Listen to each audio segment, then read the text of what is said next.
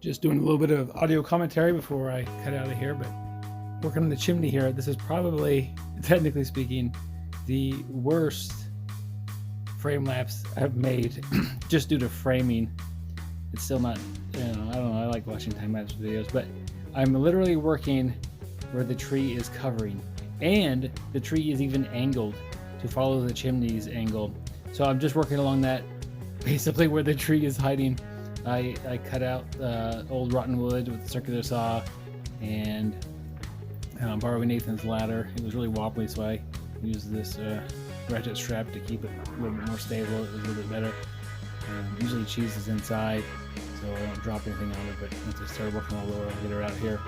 Anyway, and it ends in a out of nowhere rainstorm, and I had to put all the tools away, and I just barely remember the camera. So anyway, it's a pretty productive day, but not a great frame lapse as far as seeing the actual progress, because I got a lot of I got the cedar boards in and replaced the bed wood, so that's good.